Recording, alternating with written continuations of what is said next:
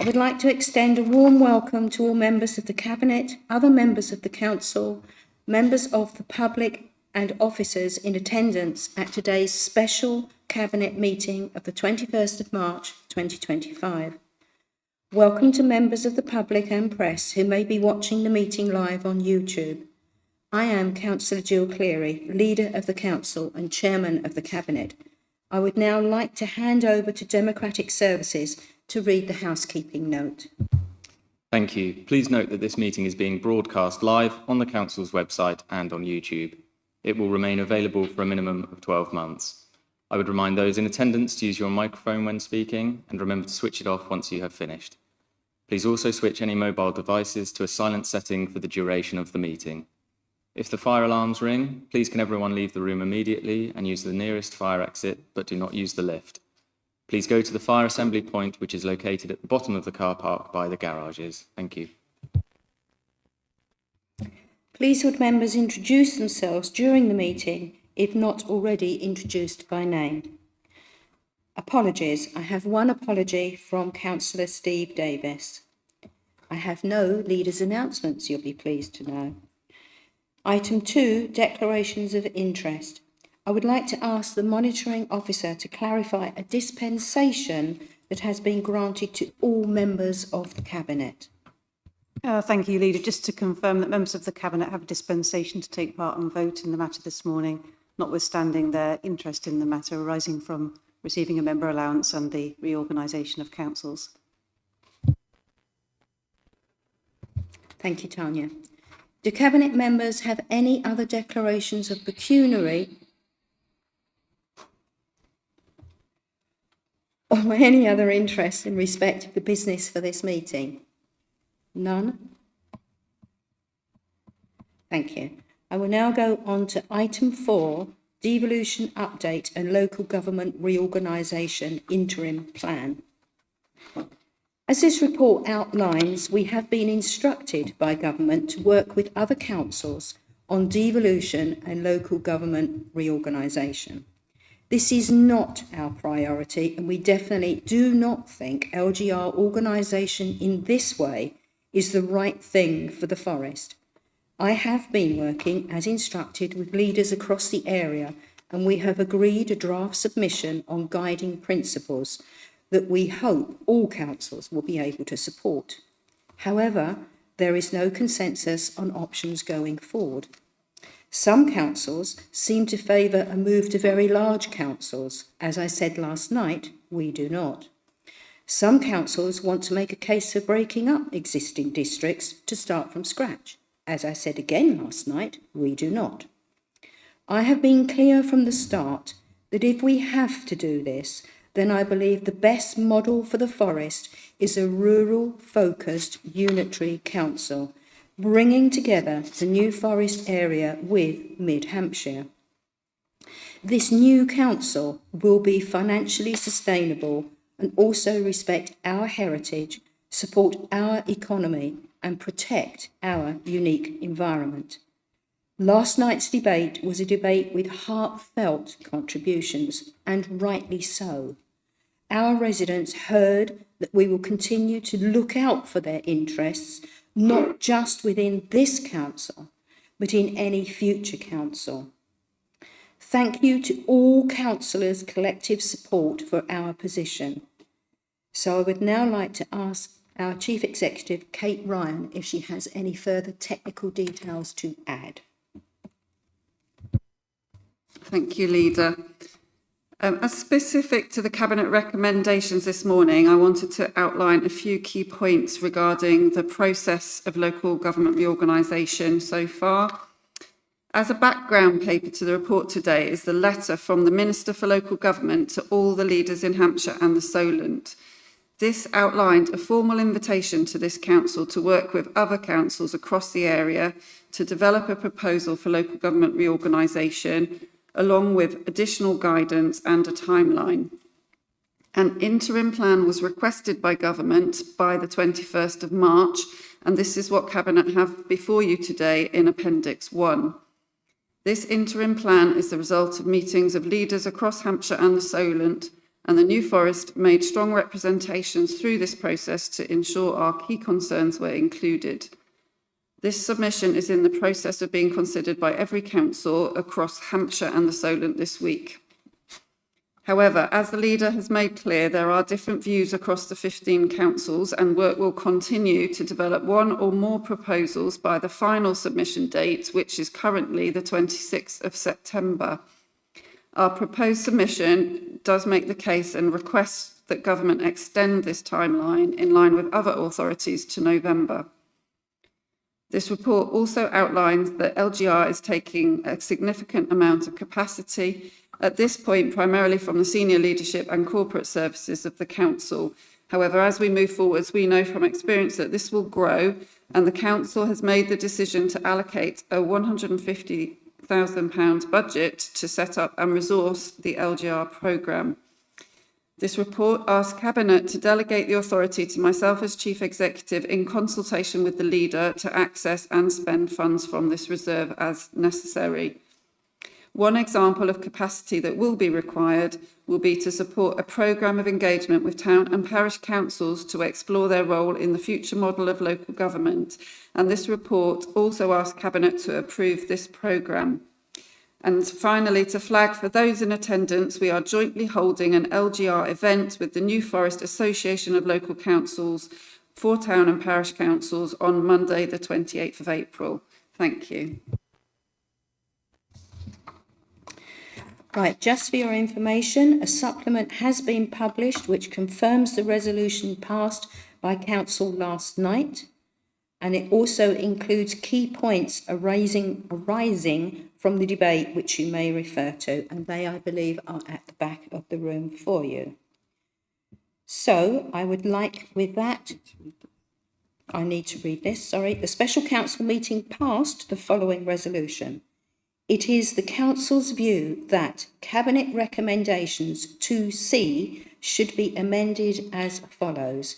Cabinet consider key points of importance in the development of a final proposal that reflects the unique geography, history, economy and communities of the New Forest. Right, I would like to take Cabinet to the paper. Do you have any additional comments after the extended debate last night? Okay. Councillor Heron. Chairman, this was well debated last night, and I think that we are going absolutely in the right direction. As has already been stated, we don't have a choice. This is being done to us, not something we are doing to our residents. I continue to be concerned that as we move to a mayoral authority, that we denigrate the democratic process as we move to a single person of power. I don't like it. And finally, have we missed a trick? Because the options on the table that I see, but there is a Welsh Assembly, an Irish Parliament, Stormont. Should it not be an opportunity now to redeclare the independent Kingdom of Wessex as a way forward and stick to our historic boundaries? Thank you, Councillor Heron. I can always rely on you. Councillor Paul. I see we've had the briefing from last night, but I would just say that I took from the meeting last night, there was obviously, we've already identified the strong feeling and passion for the New Forest, which just came from all sides of the chamber. But really, there's the strong feeling of resentment and frustration that this has been done to us. We're a strong council, as evidenced in our very recent corporate peer challenge and also in the resident survey that we had. We're delivering for our residents, so it feels very frustrating that we're now being forced to do something different. Another strong feeling was the feeling of the waterside being a strong part of the New Forest. It's really, in my view, the engine room of the New Forest, not Southampton Overspill. And that came across very strongly last night as well. But that being said, we are going to be having to go down this road. So I would just like to say that I felt that the council generally backed the leader fully in trying to get us the very best outcome a rural outcome, not being dragged into a city. Thank you. Councillor Jeff Blandon. Yes, thank you, Leader. I think, as highlighted last night by you, Leader, and many of the members there, the task before us is not one that we choose, but one we must approach with responsibility and foresight. NFDC is widely recognised as one of the best councils for delivering its services and its financial stability.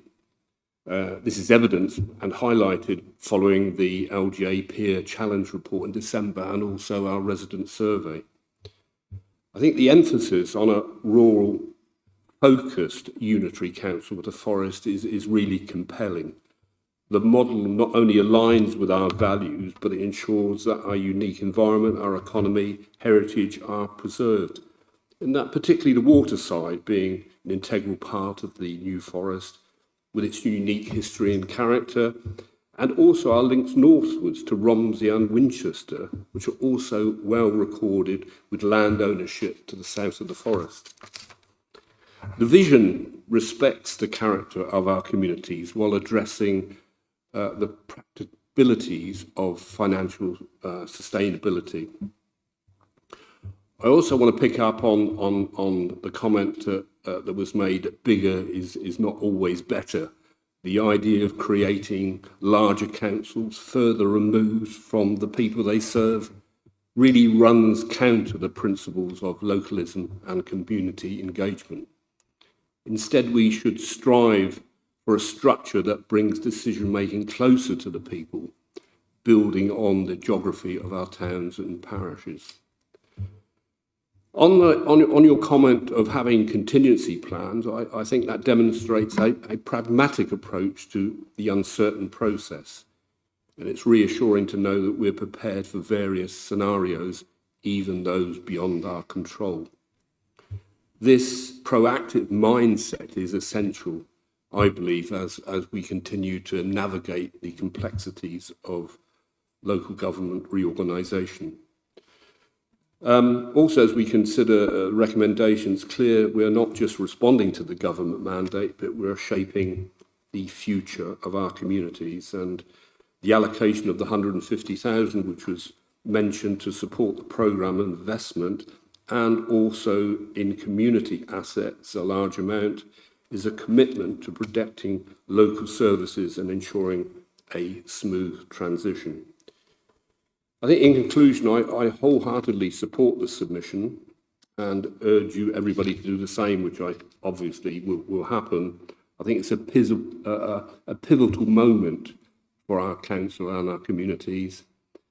While the path ahead may be not entirely within our control, we do have the opportunity to advocate for a unitary authority that truly reflects our unique and special place which we all call home. Thank you, John. Thank you. Councillor Derek Tipp. Yes, thank you, Leader. I think it's important, very important, that we recognise that we're at a very early stage still in this process. And what we have before us today, it's only a matter of weeks since we were announced that we're going to go through this. So, you know, there's an awful lot of work to be done, building our case and looking at all the economic aspects of it and so forth. One of the things that does worry me, that I think was mentioned in the debate last night, is the democratic deficit, if you like, with all this. I think, you know, we're going through, at the moment, there's a consultation going on, but if you look at it, it doesn't really give very much opportunity for people to say that they don't like the process. It'd be very difficult to do that. And I know that there's been no consultation so far on the aspects of reorganisation side of things. And I think that is something that people will, when they get to realise more about it, and it's early stages yet, but I think that people will start to make their feelings known. I don't know what the formal consultation is going to be like, but I do hope that we are able to have some sort of meaningful consultation with our local people, because that's absolutely vital. Thank you. Thank you. I'll open comments to the floor. I've got councillor Malcolm Wade. Chairman. The biggest driver for all of us should be what is the best for our residents, the people that we represent. And I believe, personally, I would leave it as it is. For all its faults here, this council works well and has a lot of benefits. But we are where we are, and we can't do a commute. It is what it is. And unfortunately, Wessex also includes Southampton, and they have got their BDIs on the waterside. The reality of the situation is, for us to put up an argument to get the result we want, we need to really maximise our strengths. Now, the county council has put together their case, which is it borders on the free unitary option. But even that doesn't pay. £112,000 after 5 years, a cumulative county council budget is 1.3, budget gap is 1.3 billion. It's down to social care costs. Now, whatever happens, whatever combination we'll go into in the future, that is, if you pardon the expression, the elephant in the room. And until the government provides an alternative funding source, this isn't going to change. We have an ageing population with rising costs. So that is the challenge that we all face. What can keep this district together, which is probably the option we all support? We have to maximise the strength. And in the future negotiations, how can we have a better case for going with a more rural combination than being carved up at Hampton? Well, it's our economy. As I mentioned, that's not a Matt Wisdom put in that document he sent to us. We have the biggest tax base in the council. We have the biggest earner of any district. A lot of that is to the industry and the water side. To quote, we are the engine room. But I wouldn't say anywhere else is the bridge, but anyway, we can still be the engine room. The point is, when we go to these negotiations, that economy is a reason why the others should want us to form, because we will help strengthen their economic base.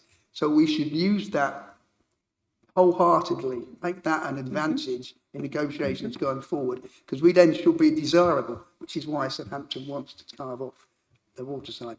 And the other thing is the sense of community, which is which the county's focusing on the finances, as you would expect, because they're in such a bad financial situation. But that sense of community, if we can demonstrate that, is really powerful. That and the economic argument are two aspects that will help in future negotiations to try and get the result we would prefer, rather than the one that will be, to say, dumped on us, delivered to us, might be a way of putting it. Dragged into? Oh, yeah, well, it is. But, so, yeah, forced upon us. So we need to reflect on those two aspects and make them two of the mainstays of our approach to defend it going forward. That's my contribution. Thank you, Malcolm. I will really take those comments on board. Thank you. Councillor Dowd. Thank you. It was an interesting debate last night. Unfortunately, I couldn't be here. But I think, as a lot of councillors in the room will know, we have a responsibility to our community partners as well. And those meetings also have to happen and be corporate. So I couldn't be here last night, but for a good cause. I absolutely echo all of the points being made. And the economic argument is an important one. There was also a number of comments about, the need for a glossy brochure. Now, I think more important than a glossy brochure, because they're all going to have them, but they're all going to look remarkably similar. I think it's the core values that are the really important bits here. And it's about not just delivering services. All councils deliver services. It's engagement that's at the core of this. And because of our particular characteristics of small communities, engagement is so important. And we know that certain other councils don't deliver on engagement. But it's not just listening to people. It's also responding to what they're saying.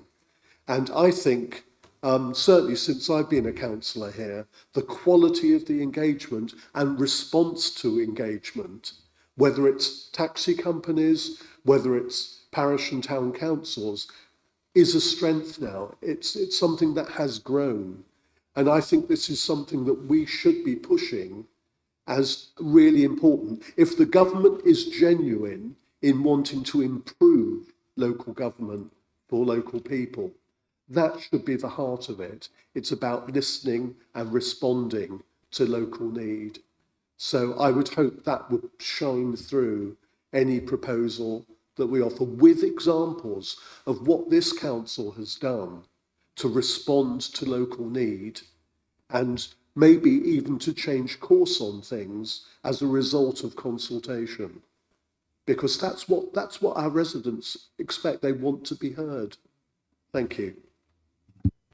Thank you. Next, I have Councillor Steve Clark. Thank you, Leader.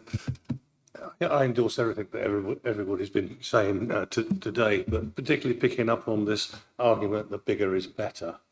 I don't believe that is the case. What I see happening is a watering down of local democracy. Currently, each of us here in this chamber as members represents around about 3,000 people. That means that we can actually achieve contact with them on a fairly simple basis, depending on the geography of our wards. I'm fortunate to have a compact centre of town ward, and I can walk my patch. And in fact, Steve Davies and I do walk our patch, and we do have surgeries, as he said last night, where people can make contact with us on a regular basis. I was out on the patch yesterday talking to local residents over wheelie bins, believe it or not. But it means that we can do that. The larger we get, the less opportunity there is for us to individually engage with the people we represent. That is a watering down of democracy. I think we are going to look at something around the representation of the county council, which I think is around 15,000 people. You cannot individually talk to people within our communities. And Malcolm made the point just now that we do need to be talking and engaging. So did Philip Dow talked about the engagement. The engagement with people as a councillor, I think, is primary to everything that we do, and that's what we sign up for. And I think we need to be able to continue that. I think the suggestion we're putting forward of 4 unitaries is the most sensible retention of democracy, even though I think we should be smaller at all, but we've got to do what we can. I quite like Councillor Heron's suggestion of the Kingdom of Wessex, and as a direct descendant of Alfred the Great, I would like to offer myself as the first king. Thank you. I now have Councillor Neil Tungate. Thank you, Leader. It's so disappointing to see this incompetent government try to drive this on us and break systems that really work well. I mean, this council is well respected by our residents and, as we all know, the peer review recently. And along with the council last night who said he wishes he could tell them where to stick it, I would as well, but we can't. That's not an option. But I'm heartened by Jeff Blunden's comments earlier about taking ownership of it and driving what's best for our residents. And I think we're skilled enough as a council to do that. So fingers crossed.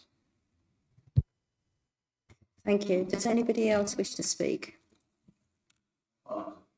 Councillor Barry Dunning. Thank you. Well, I'm full of despondency, frankly, because I can't see how this can work. The whole system is wrong. The government over the last 10 years have been decreasing the monies they're spending on councils, and they've been increasing their spend up in Westminster. They're getting bigger, councils are getting smaller and more efficient because they had to. So it's all going to end in tears, this. I can't see the future being good with this new system coming through. Thank you. Thank you. Anybody else? Councillor Richard Young. Thank you, Leader. I sincerely applaud our Cabinet's resolve and indeed our wider Council's shared ambition in speaking at as one, to move forwards towards a rural-focused unitary authority if possible, which is undoubtedly in the whole interests of the New Forest. However, the Trojan horse in the room must be addressed. Southampton City Council's administration's vision for local government reorganisation in trying to wrestle the waterside area from the New Forest is fundamentally undemocratic. Local government reorganisation was not in the 2024 Labour manifesto. It was not voted for by New Forest residents. It has absolutely no basis to be imposed against the will of the New Forest people.